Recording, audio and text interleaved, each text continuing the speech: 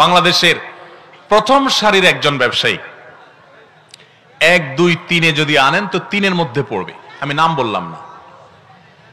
এরকম একটা শিল্প প্রতিষ্ঠান এর মালিক, এরকম একটা গ্রুপ অফ কোম্পানির মালিক, তার সাথে একবার একটা যে কোনো একটা বিষয় একটা মিটিং ছিল।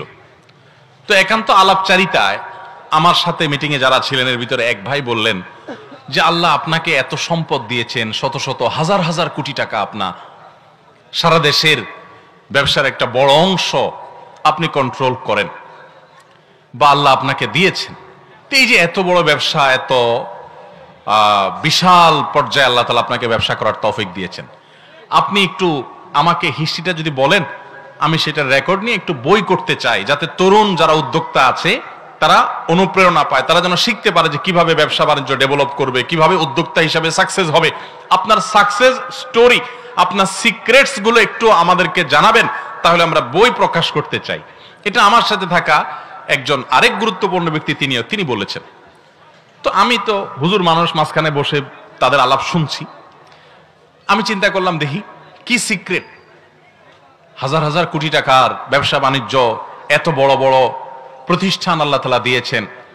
তো এতগুলো প্রতিষ্ঠান আল্লাহ দিয়েছেন, এত টাকা পয়সা দিয়েছেন, নিশ্চয় মায়ের পেট থেকে এতগুলো নিয়ে আসেন না। মায়ের পেট থেকে তো দূরের কথা, ঢাকা শহরে এত টাকা নিয়ে আসেন নাই, কিন্তু আল্লাহ এখন এত কিছু দিয়েছেন। কি সিক্রেট এত অল্প সময়ের ব্যবধানে, মানে আরেক জেনারেশন পর্যন্ত যাওয়া লাগে নাই, নিজে আইসাই 20, 30, 40 বছরের মধ্যে ব্যবসা বাণিজ্য করে এত দূর এগিয়ে গেছেন, কি সিক্রেট?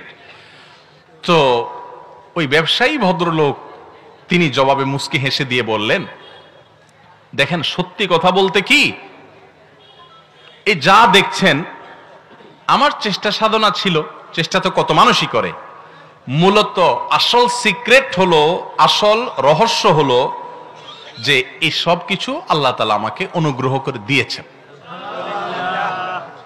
আমি থ্যান্ডার্ড হয়ে গেলাম, শুনে অবাক হয়ে গেলাম। সুবহানাল্লাহ, এত বড় ব্যবসা প্রতিষ্ঠানের মালিক হওয়ার পরও আল্লাহর প্রতি এভাবে কৃতজ্ঞতা আদায় করতে জানে, এটাও তো একটা ব্যাপার। হ্যাঁ, বিশাল বড় হসপিটালের মালিক, বিশাল বড় প্রতিষ্ঠানের মালিক, নিশ্চয়ই আল্লাহ তাআলা তাকে সেই শুকরিয়া আদায় করার মানসিকতাটা দিয়েছেন। অন্তত আমার সামনে তো তাই হয়েছে। তো এই যে ঘটনা, এই ঘটনা থেকে আমি পরে বিভিন্ন সময় একান্ত আলাপচারিতা আমি বলি, নাম উল্লেখ করা ছাড়া বলি যে আল্লাহ সুবহানাহু ওয়া তাআলা মানুষকে যা দেন, মানুষের সেখানে নিজের ক্রেডিটের জাহির করা এটা হলো মূর্খতা, অজ্ঞানতা। মানুষ চেষ্টা করতেই পারে, কিন্তু দেওয়ার মালিক কে? আল্লাহ।